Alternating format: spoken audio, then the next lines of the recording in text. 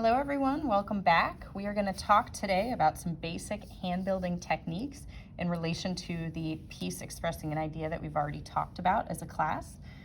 So these are the techniques we'll cover. I'm going to introduce each of them to you and I want you to take notes on them so that you can come back and use those later, and I will check them in class.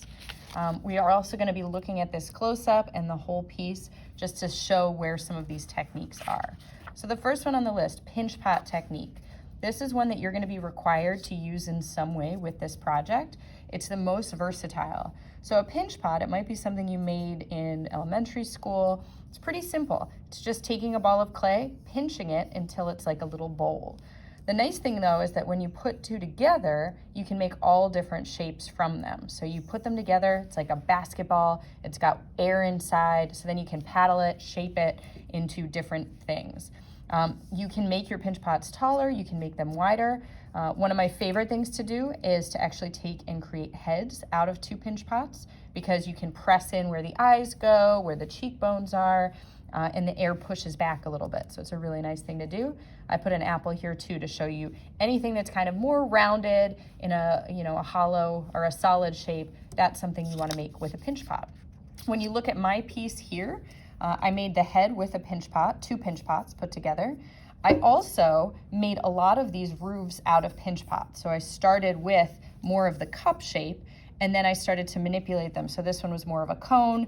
This one I actually kind of ripped open, and then I just cut off the back side of it to attach to this other form. So pinch pots, very, very versatile. The coil technique is the next one on our list, and this is one that I don't know if all of you will really use it with this. Typically, coils are done to make coil pots. So they're very thin worm shapes like this, and they're used to create things that kind of curve in and out, because the coil is a very versatile way to do that. You might use a coil if you're doing something like arms or legs for your project. You might find other ways to use it, but for the most part, this is more of a decorative technique, not so much for expression with sculpture. Okay, the variation that we might use though is called thick coil. So that's the next one on our list.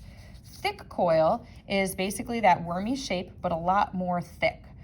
So this way you can build up a shape a lot quicker. So here's the beginning of a bust. Remember when you have the shoulders and you have the head? It's a really nice format to work. Here is a torso, and here's just kind of a shape with a lot of curves. If I did this in the regular traditional coil, it would take, 40 layers of these thin coils. But in this case, with thick coil, I'm attaching these much bigger pieces together, and then you smooth them so that you don't see them. The main form here was all created with this thick coil technique. So I layered these big, thick chunks, slowly tapering them in, and then you smooth them out so you don't see them anymore. So thick coil is a very, very versatile way to work to kind of create curvy shapes as you go up. All right, the hard slab and the soft slab technique, I'm going to introduce at the same time. We have worked with both of them. Hard slab, think about your wall hanging. We rolled a slab, waited for it to get leather hard, and then you started working with it. In the same way, we kept ours flat. If you wanted to make leather hard pieces and then put them together, that's a way that you can create boxes and angular shapes. So it's rolling slabs, cutting them when they're leather hard, and then attaching them. Think like woodworking. Soft slab is a way that we created our tripod mugs. So you guys created a soft slab, cut it into a rectangle, and then while it was soft, you made it into a tube. So you can also do things like putting paper towel underneath your clay and then draping it over, and then when it becomes leather hard, it turns into more of a bowl shape. So on my piece, I didn't use any hard slab. Instead, I used soft slab. All of these towers that you see are just soft slab that's been manipulated and curved while it's soft to create those kind of tube shapes. All right, next on our list, we have additive and subtractive techniques. So those, I'm just gonna show you some little things. Some of the towers you see in the background were actually just carved into the thick coil part, and then sometimes I added roofs on, and then I just cut away. So additive and subtractive, it's basically all we did with that wall hanging project. And then the very last one, the hollowing technique. Okay, So hollowing technique is kind of tricky. You only use it for specific things, but basically you make whatever you're making solid to begin with. So if I'm doing a hand in a funny position, if I'm doing a figure that's kind of the whole figure, it's nice to work solid. So just taking a large chunk of clay, forming it exactly the way you want.